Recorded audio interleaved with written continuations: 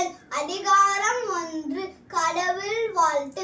அகர முதல எழுத்தெல்லாம் ஆதி பகவன் முதற்றே உலகு.